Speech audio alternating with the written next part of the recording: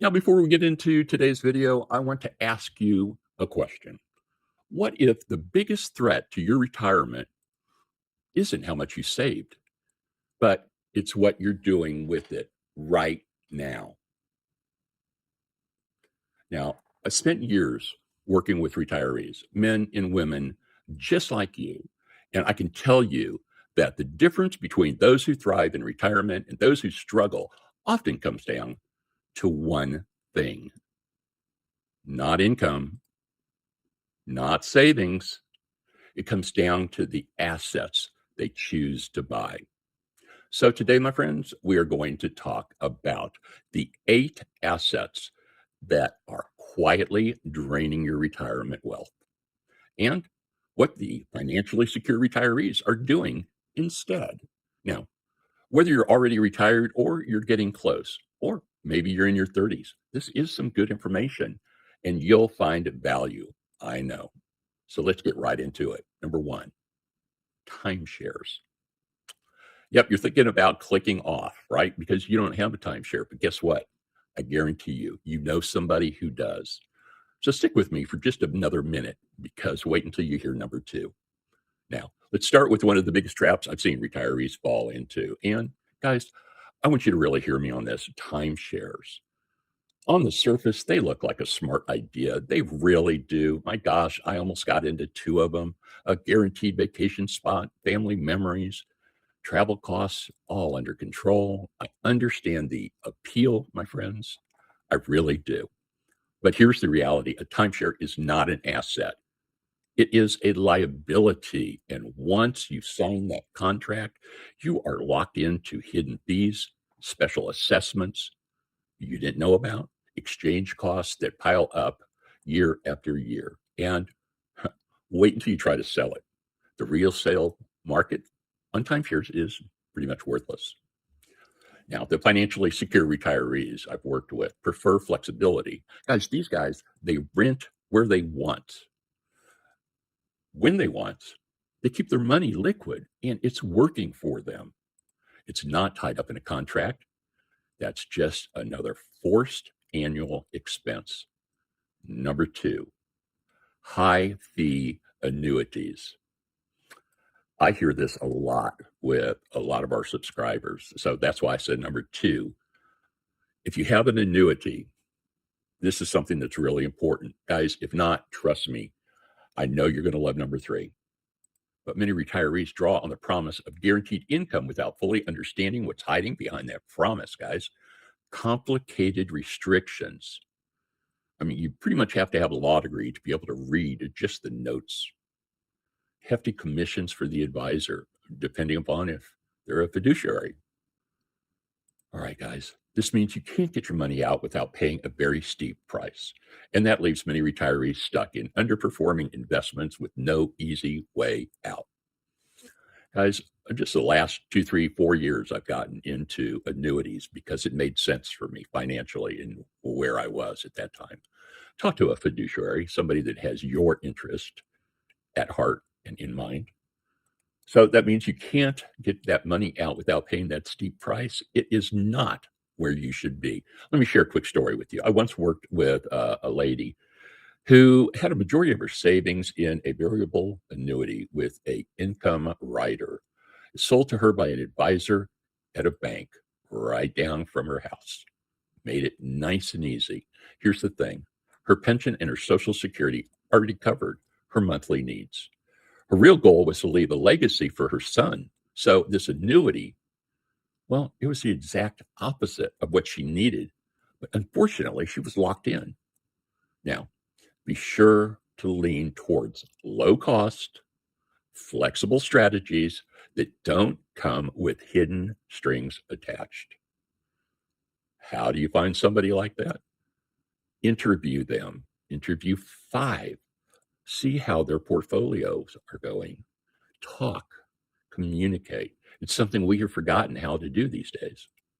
Your money should work for you, not for the person who sold you that product.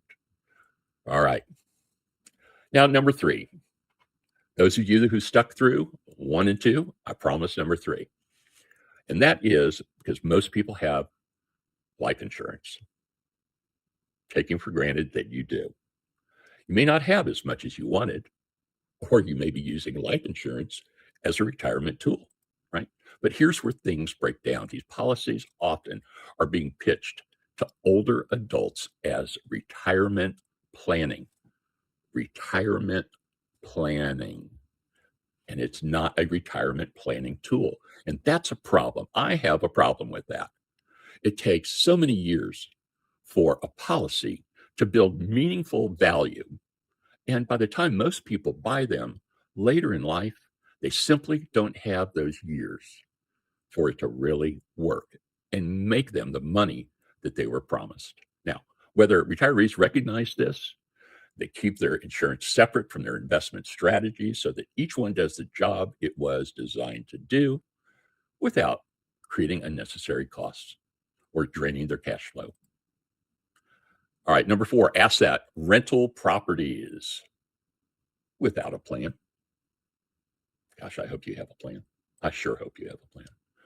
We're talking about rental properties. Either you got it in you to do it or you don't.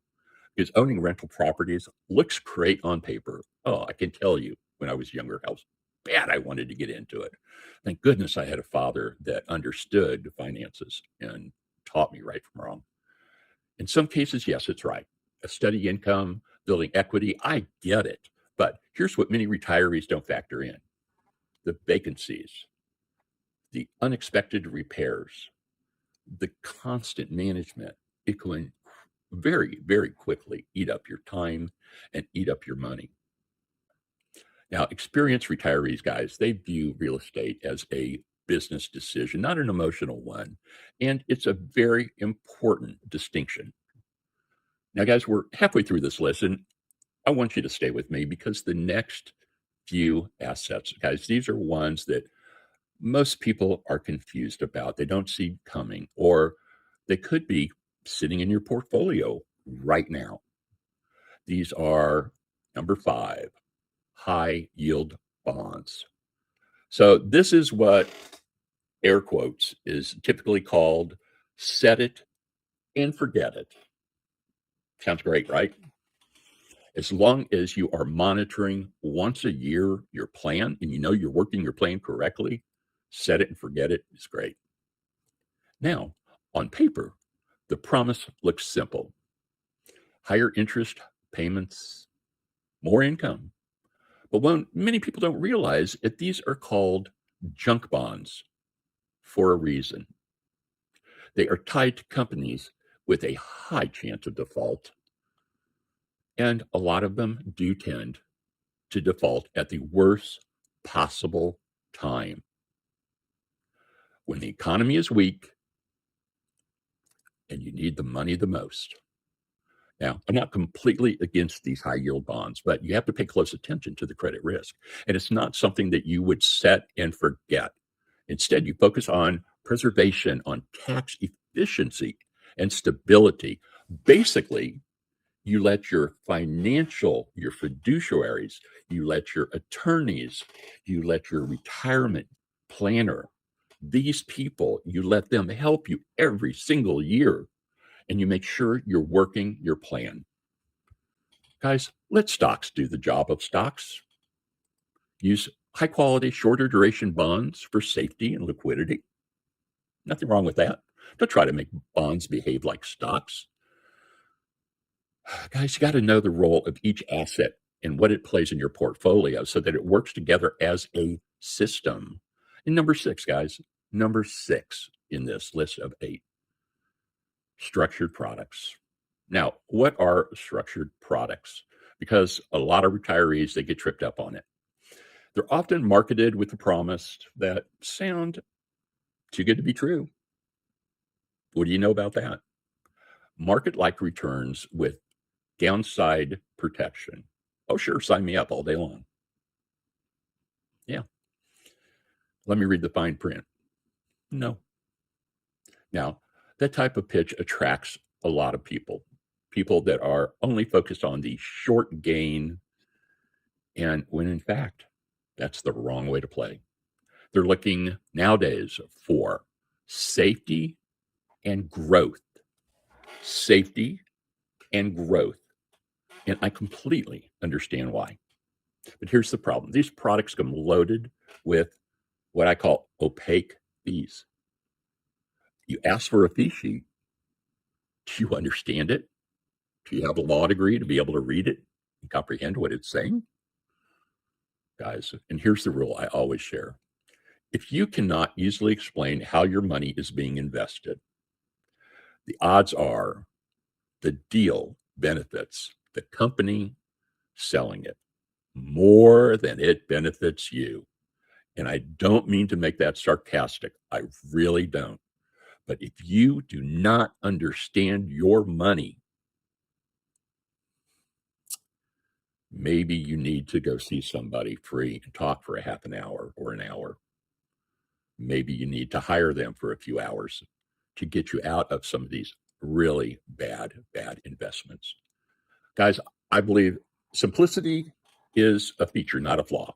And when it comes to protecting retirement, clarity beats complexity every single time.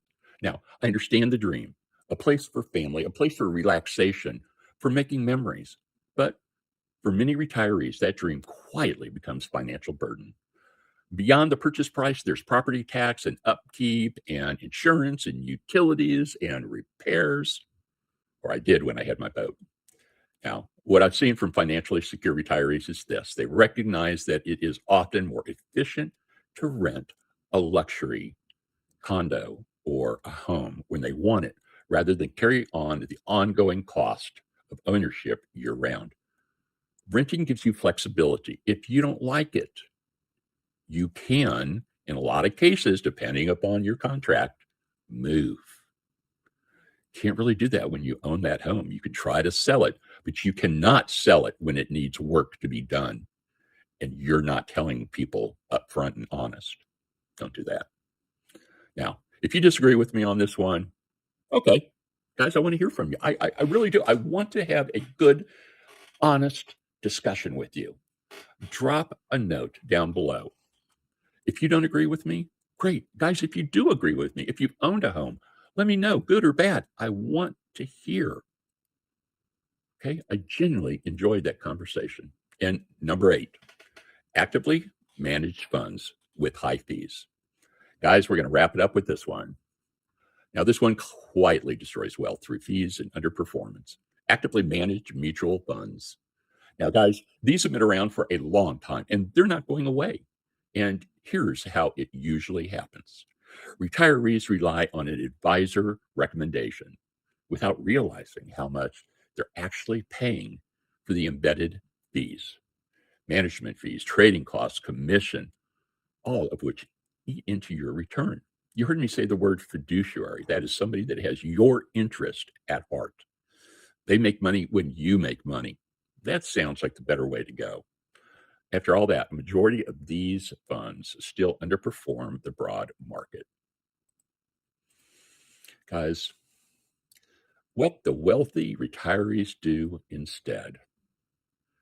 Well, guys, now, financially secure retirees, it starts with low cost, transparent investments that prioritize tax efficiency and flexibility. They do not chase yields. They don't lock into complicated contracts, and they don't buy products that you can't fully or they can't fully understand.